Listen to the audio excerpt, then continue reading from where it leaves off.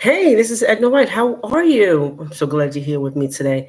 So, I wanted to spend some time with you to talk to you about an experience I had to happiness. And I know a lot of my clients ask me, "How is your energy so high, and how are you able to be in this happiness space with all that happened to you in your life, and all those things that you're learning about that did happen that you didn't remember, and just all the things that just that are even coming down in your life." So it's always a phenomenon for humans to learn about happiness. I was one of those people who had anxiety, and I think I didn't know that I had it, or I didn't realize I had it, but I would worry about all the calamities in the world. I would literally just embody the fact that everything was happening to everybody. So you couldn't tell me a story without me getting emotional, without me carrying it on my back, without me thinking about it all night, trying to come up with a solution, right? So I was also one that wasn't taught about therapy, but I learned that therapy was necessary along my journey. I was taught that all those cognitive behavioral therapy exercises were things that didn't exist, and only the Bible was my help. Um, I eventually didn't understand medication. I didn't understand what medication could do for you, even to lighten the load as you're going through your issues. I didn't understand that process, but eventually I did. So through all of this, I started therapy when I was 18, stopped, and then I went back when I was 25, stopped again, and then I went back at 40 something, and now I'm back at it in my 50s. I'm back at it. But it takes this and more for happiness. My anxiety was so that I was always worrying about everyone. That's the marks in my forehead. um, Worrying, and worry brings exactly what you worry about. It brings it. I'm not kidding you. The exact thing that you worry about.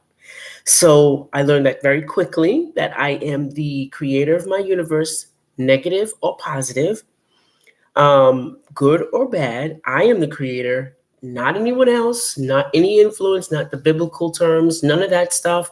Me.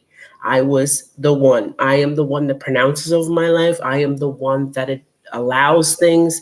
I am the one. So I embarked a couple of years ago, about maybe 7 years ago, on a challenge for myself to encompass all these things that I learned, affirmations, therapy, cognitive behavioral exercises, thinking happiness, vibrational changes, somatic therapy, um, all of those things I kind of encompassed in my life, right? Speaking differently, and all of a sudden started going through all this, and now in my seventh year, and I can't believe how happy I feel. And yeah, I know my experience is not backed by studies and expert opinions, but seeing me really grow, especially when I added meditation every morning, um, that moved the needle for me. That really moved the needle to my happiness, to my wisdom. And then during the pandemic, I gained weight. So it was the craziest thing, right? So I go and I order all these. Now, everybody tells me I'm not that big, and I'm not. But my stomach always was one of the ones that always irritated me, right? One of the areas that really irritated me. So I go and buy all these gigantic dresses, right? They were cute on me, but I was like, why did I do that? And I was inside of myself trying to make excuses for myself. And in that, learning that, I began to journal about what it is. And I will tell you, this health um, part of my journey really started to change when I had high cholesterol. And I think it started before then. I think when I found out that I was allergic to gluten and MSG and preservatives and S40 or the color dyes. And I found out all that stuff. Once I started, that was a journey that I really had to learn into. You just don't back into it. It just literally, you have to walk into it and learn. And so I think the exercise component was the last piece this past year, was the last piece that I embraced on a regular schedule. And, joining that with my eating habits and changing my eating habits because of health, because of, my body didn't want it, didn't want it in there. So I embarked on that, and I found myself to be in such good spirits. I began to meditate. When I'm not meditating in the morning, I can tell the difference. But I even make space. If I only have 5 minutes to meditate, I make space. Now, you're probably saying, oh, you have to hold your hands this way, and you have to be totally in your mind and floating. No, I found that meditation takes on many forms. A lot of my initial meditation started when I was walking, and I would walk 2 miles a day, and that would give me the mindfulness, okay, and it introduced mindfulness to me. And then there was a part where I meditated just in silence and listening to my breath. The other one was a guided chakra cleansing. And now I'm on to going into another stage of my life where I am meditating, trying to gain awareness about my own self, past, present, and future. So I am learning along the way about meditation. Meditation is just so, it takes on so many forms. So everyone, don't think that meditation is just one way. Whatever feels good for you, that's how meditation is. I know I'm one of these people that I started yoga years ago and I loved it, but I didn't see any results. I was like, wasn't for me. So what's for someone else is really not for you. You have to just choose what is good for you. And believe me, when I find something that's good for me, I stick to it.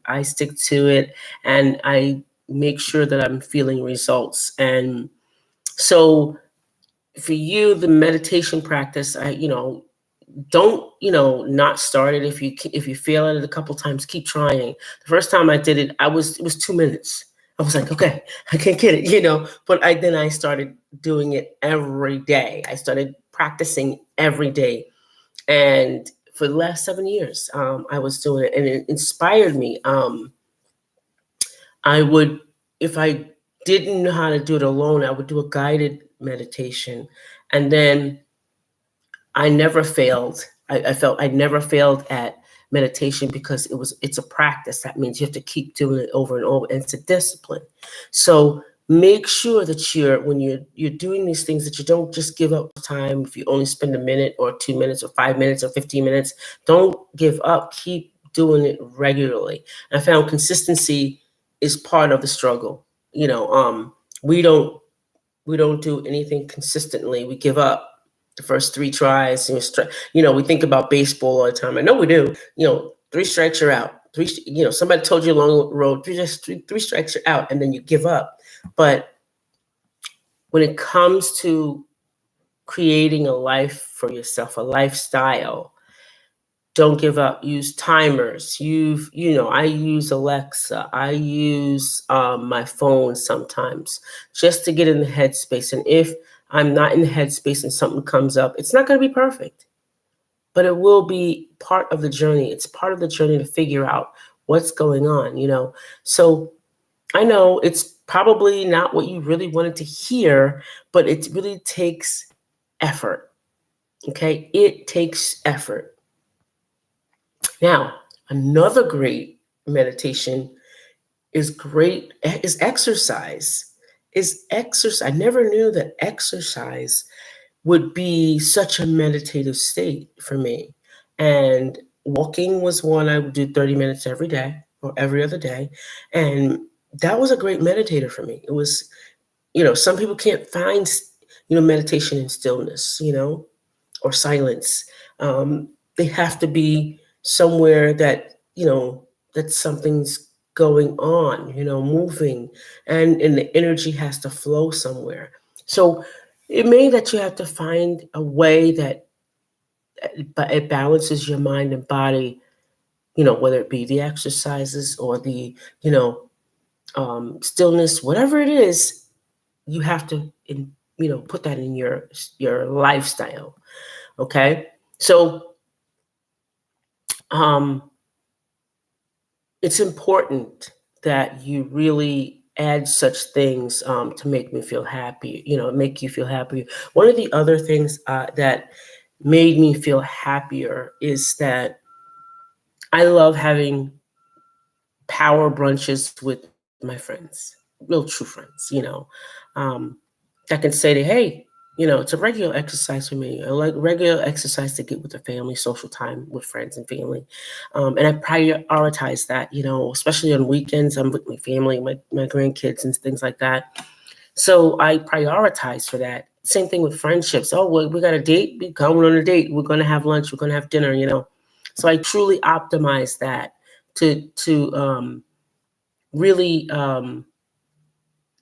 make my battery, my social battery run smoothly and easily. So I will tell you that made me happier than most things. But when I made the distinction to people when I work, when I'm selling real estate, when I'm, working with my clients, I tell them, hey, Saturday and Sundays is a no go. It's just a no go. And it keeps me connected and happy when I am personally being social with my friends and my family. It keeps me happy. So make sure you don't neglect that. And the last thing that I don't want you ever not to do is journal.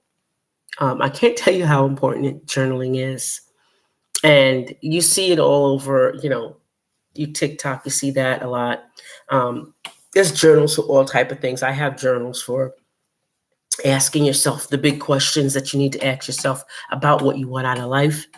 I'm about to embark on a new book and journal.